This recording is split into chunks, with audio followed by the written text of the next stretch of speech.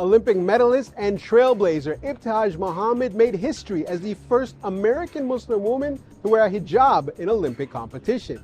Now in Doha with Qatar Foundation, she's helping young girls find confidence and purpose through fencing.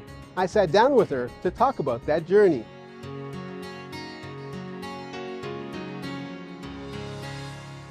Ibtihaj, you're teaming up with Qatar Foundation's Creating Pathways program. What excites you the most about introducing fencing to young girls in Qatar? I've grown up fencing my entire life, and I love what sport teaches you, and I'm excited for Qatari girls to be introduced to the sport of fencing because it's so uniquely accommodating to our faith as Muslims in terms of the modest dress, but fencing in particular is a special sport because you incorporate speed, athleticism, agility with, tough mental focus and strategy that you may not get in other sports. You said your faith gave you strength throughout your career. How do you hope your story inspires Muslim girls who may be hesitant to play sports? Throughout my own journey, I faced a lot of obstacles as a kid who had brown skin in a predominantly white sport and a very visible, Muslim wearing hijab.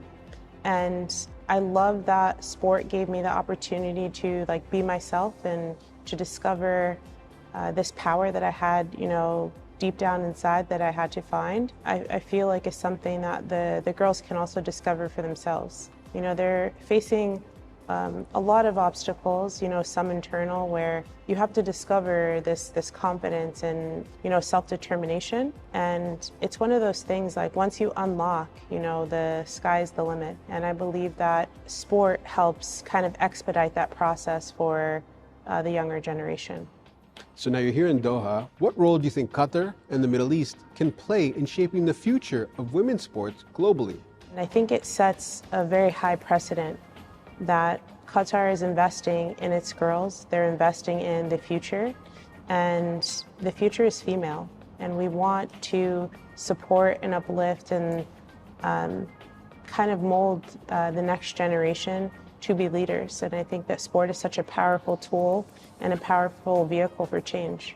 Qatar Foundation is working not just to create athletes, but an entire ecosystem around women's sports, from coaches to leaders. What's the key to keeping this momentum going? Qatar Foundation is doing such a great job of, piggybacking on all these amazing sporting events that are taking place in Qatar. Qatar is leading the region in hosting so many different events from a range of sports. And that momentum is in our favor, especially post-World Cup.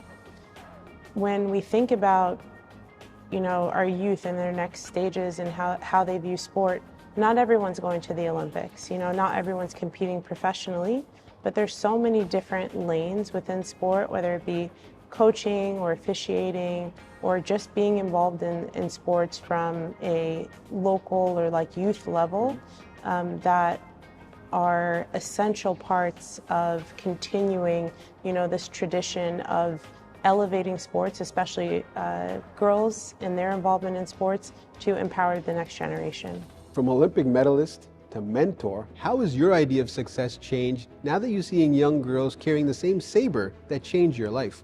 I'm a competitor, down to my core, and I've always loved winning, and I like the thrill of being successful. And so I've just kind of redefined what success looks like. It's not always, the trophy or the podium finish. It can be, seeing these young girls be inspired to try something new, to find confidence in being afraid. May feel like they're going to be judged for trying a sport for the first time. And I just want them to be brave and to take up space where traditionally, there wasn't space for women, there wasn't space for Muslim girls who wear hijab. And I just want them to know that they are deserving of every opportunity, especially in sport. And if they're willing to work hard, they can fulfill their dreams.